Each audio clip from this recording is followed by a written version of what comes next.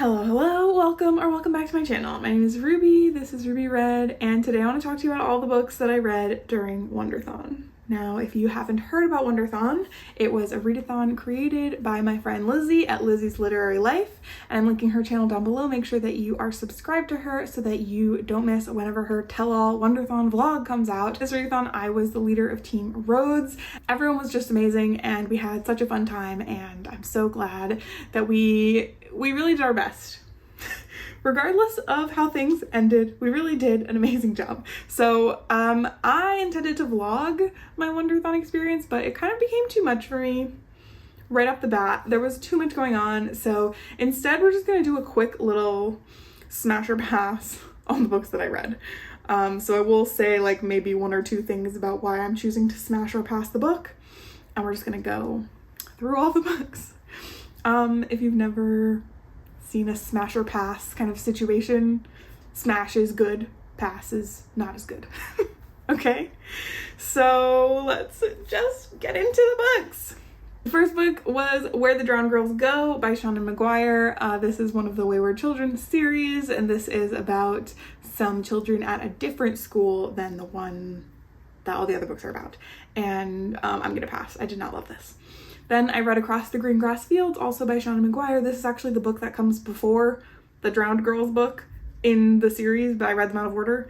But I'm also gonna pass on this one. I do think it's important to have horse girl representation, and I did like this story more than Where the Drowned Girls Go, but I wasn't obsessed, so yeah, pass. Then I read A Movable Feast by Ernest Hemingway. This is actually a book from my 30 by 30, and it's just like a series of observations and stories of his life living in France and Europe.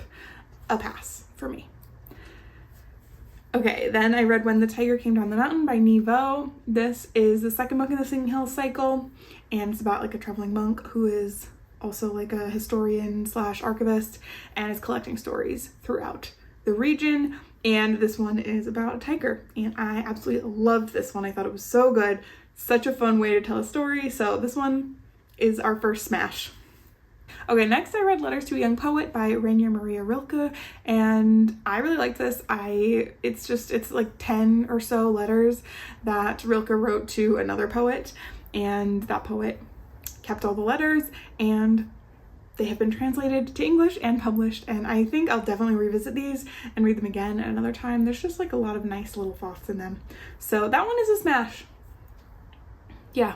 The next book I read for WONDERTHON was All Systems Red by Martha Wells. This is the first book in the Murderbot Diaries series, which is about a security, like robot, AI, cyborg kind of a thing. I don't know if it's really AI.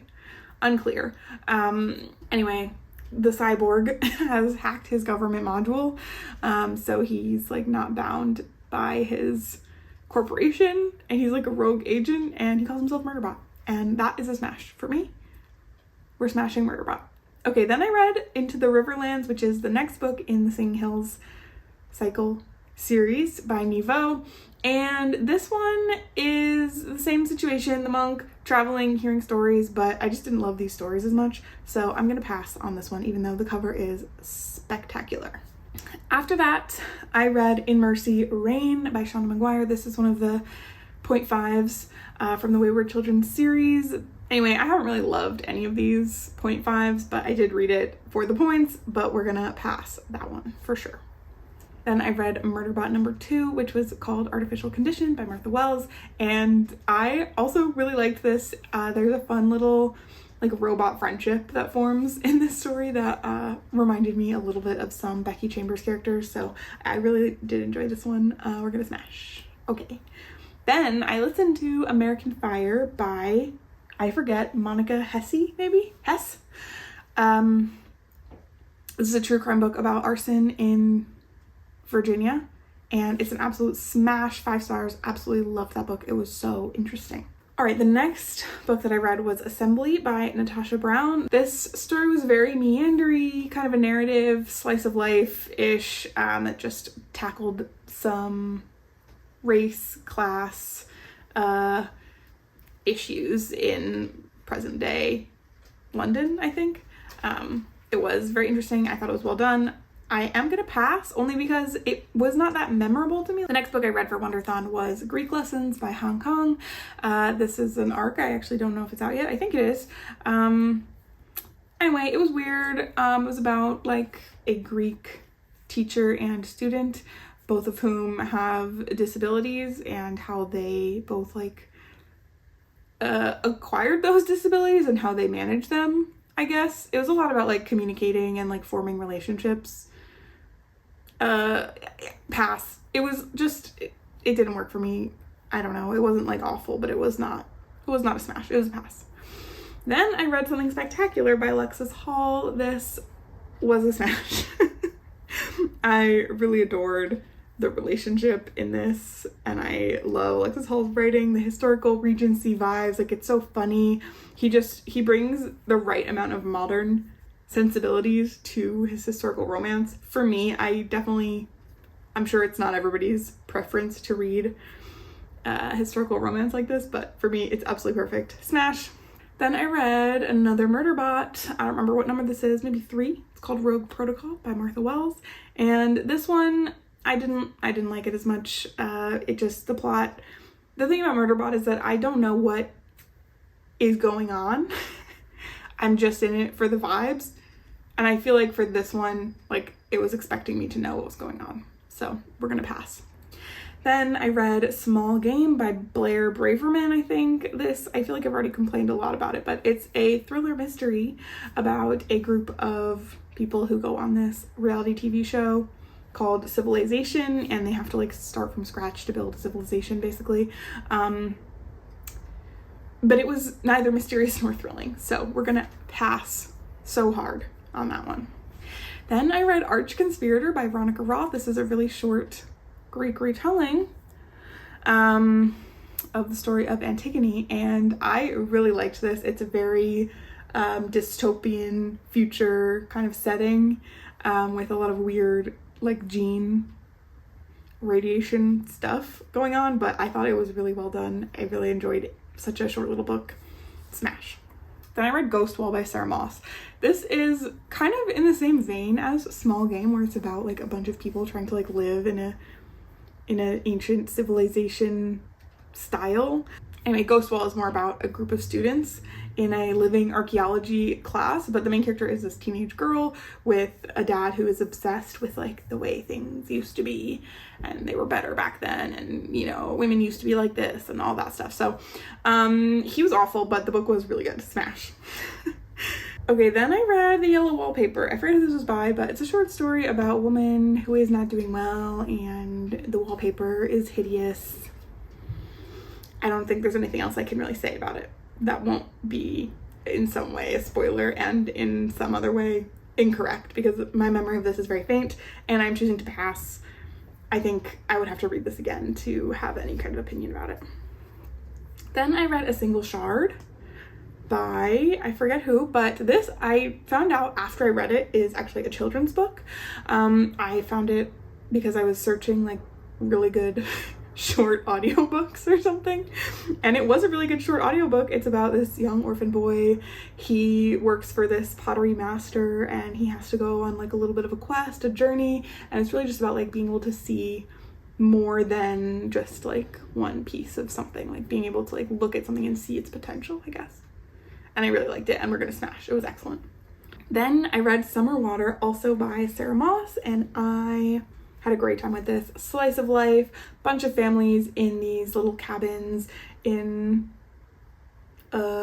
Scotland, and it's just like one super rainy summer day, and you just sort of find out like what's going on with all of the different people around this loch and their opinions on the other people there, and it was just like, it was so good. It's so ominous, summer vibes. I don't know, I loved it. Absolutely smash. Okay, there's so many more. All right, then I read The Bodyguard by Catherine Senner. This was a little rom-com about a female bodyguard. She's hired for a famous actor. He's spending time with his family, needs a covert bodyguard, so she pretends to be his girlfriend. Obviously, they fall in love. It was cute, it was good, but it was not amazing, so we're gonna pass. Then I read Lost in the Moment and Found by Shannon McGuire. This is the most recent book in the Wayward Children series, and I thought I was gonna really like the world that this one is set in, but it didn't do it for me. I know this is a lot of people's favorites, but it was not mine. So that's a pass for me. Okay, then I read Comfort Me with Apples by Catherine M. Valenti. This book is like an Adam and Eve retelling, I guess. But it's like utopia, gated community, intense homeowners association. But like something's not right. So that makes it sound fun and good to me, but my actual experience with it is going to force me to pass on Comfort Me with Apples. Okay, then I read The Ones Who Walk Away from Omelas by Ursula K. Le Guin. I have read this before and I reread it for this readathon because it's a really short story that I had actually just been talking to my friend Emily about like a few days earlier in the readathon, so it was funny to then actually read it. And I think a bunch of other people in Rhodes read it as well. Yeah, it's just about a dystopian sort of world. It's got a lot of philosophical questions that it's asking about the suffering of one for the good of the many, etc. I'm gonna smash that. It's a good one. We're almost done. Okay. Then I read Exit Strategy, which is book 4 of the Murderbot Diaries, and similar to book 3, I feel like this one was just once again asking me to know too much about what was actually going on and relying a lot less on vibes. So it's possible that you're just not meant to read all of these so quickly, and while you're also reading so many other things, totally willing to be wrong about that, and I will continue this series in a more chill way. But Exit Strategy is a pass. Then I read St. Sebastian's Abyss. I forget who that's by, but it was recommended by one of my other Rhodes citizens, Madeline, and I loved it. It was about these two guys who basically made a career of trying to out-pretentious one another writing about this painting that they both love called St. Sebastian's Abyss. It was so good. It was so weird. Like it's definitely a book that I don't think everyone would love, but it is a book that I loved. Smash. Next, I read Foster by Claire Keegan. This is a novella that was kind of sad. It's about a girl who her mom is about to have another child, so she basically gets taken in by a family like a few towns over or something, just to like lessen the burden, I guess, on her mom who is about to have a newborn. And the people who are fostering her are much more well off than her parents, and they are just able to give her a lot of things that she didn't know that she wasn't getting from her own parents, so it was kind of sad. Anyway, I will smash Foster.